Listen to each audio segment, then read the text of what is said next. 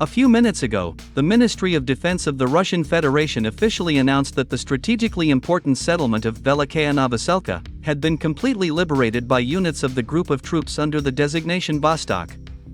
The Russian military department noted that the remaining pockets of resistance in the northern part of this town were completely destroyed on the morning of January 26. Commenting on the liberation of Velikaya Novoselka, the Russian military said that this town was liberated within 6 days, as a result of active offensive actions by units of the 40th Guards Marine Brigade and the 5th Guards Separate Tank Brigade of the 36th Army. All these units are part of the group of troops under the designation Vostok.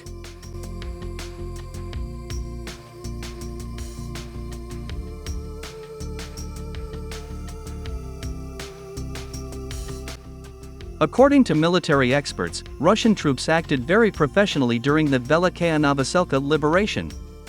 It is reported that this town was taken very competently, by covering the enemy flanks and encircling the Ukrainian grouping in the center of Velikaya Novoselka.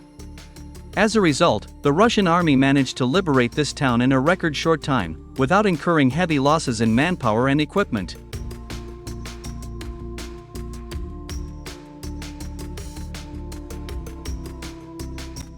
By the way, while the Ukrainian General Staff continues to tell fairy tales about the fact that the Ukrainian army is allegedly still fighting for Velikaya Novoselka, war correspondents said that the residents of this town were happy to welcome the arrival of the Russian troops.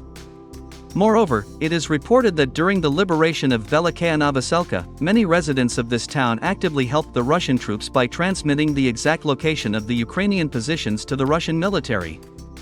Thus, after Russian troops liberated Velikaya Novoselka, the Vremyevsky direction of the front officially ceased to exist. Now the Russian army is preparing a full-scale offensive on the Dnipropetrovsk region, and the liberation of the remaining territories of the Zaporizhia region.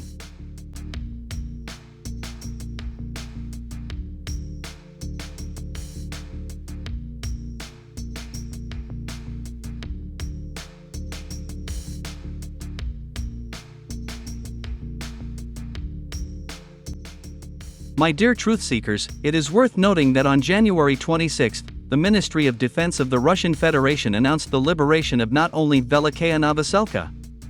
According to the Russian military department, units of the group of troops under the designation center have achieved another success in the Pokrovsk direction of the front. In particular, on January 26, at 10 a.m. Moscow time, the Russian military officially announced the liberation of the settlement of Zelenoy, south of Pokrovsk.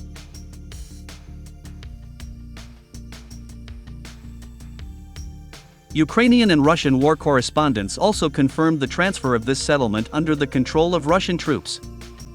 According to them, even though the Ukrainian High Military Command has transferred a fairly large number of reserves to the Pokrovsk direction, the Ukrainian army has not been able to dislodge Russian units from the settlement of Zelenoy.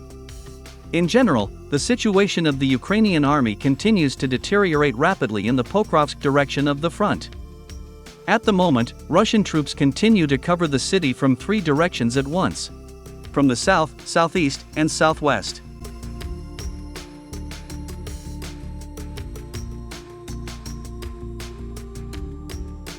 Moreover, over the past 3 days, dozens of Russian sabotage and reconnaissance groups have begun to appear in Pokrovsk itself.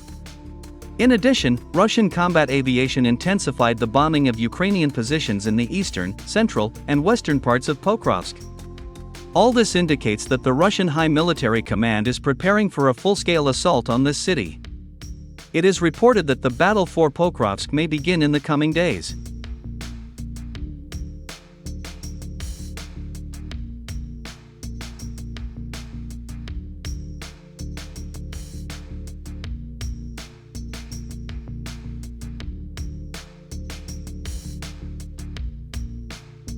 Over the past 24 hours, Russian troops have also made significant gains in the Kurakhovo direction of the front.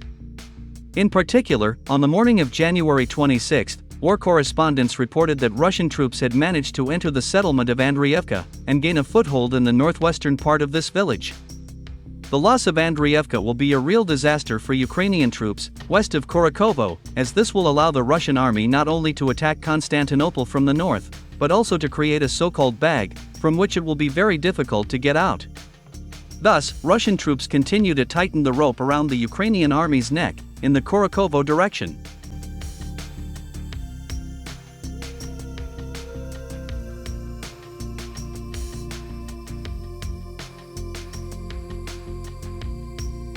Against this backdrop, an authoritative military expert and an active duty officer of the Austrian Armed Forces, Colonel Markus Reisner, said that Kiev would most likely not be able to survive until negotiations.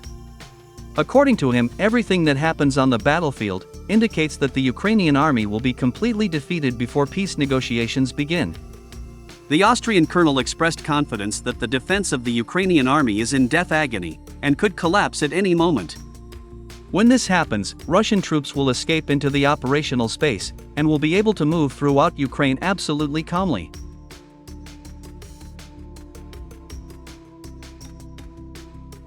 Now it becomes clear why Zelensky is literally begging the West to send troops to Ukraine. At the same time, the leader of the Kiev regime emphasizes that NATO troops should not be in western Ukraine, but on the combat contact line.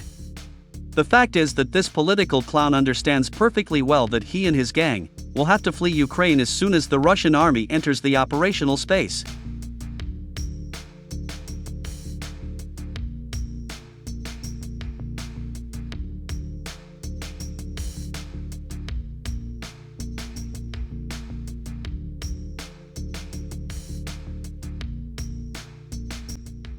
The clear successes of the Russian army have also started to gain recognition in the United States. In particular, on January 25, an authoritative American military expert and a retired U.S. Army captain, Megan Mobbs, said that the war in Ukraine proved that the U.S. Army is absolutely not ready to fight against such professional armies as the Russian one. According to her, the experience of the last wars in Afghanistan and Iraq has not helped American soldiers fighting on the side of Ukraine against Russian troops. Megan Mobbs admitted that she had talked to dozens of American soldiers who fought on the side of the Ukrainian army. In the conversation with the American soldiers, they all expressed confusion about how to fight the Russian army. According to Americans who participated in combat operations in Afghanistan and Iraq, the war in Ukraine is a completely different level of fighting. According to them, they felt like noobs on the battlefield in Ukraine, who needed protection from a more powerful enemy. Against this backdrop, Megan Mobbs called on the U.S. authorities to preserve the experience gained in Ukraine and implement it in the U.S. Army.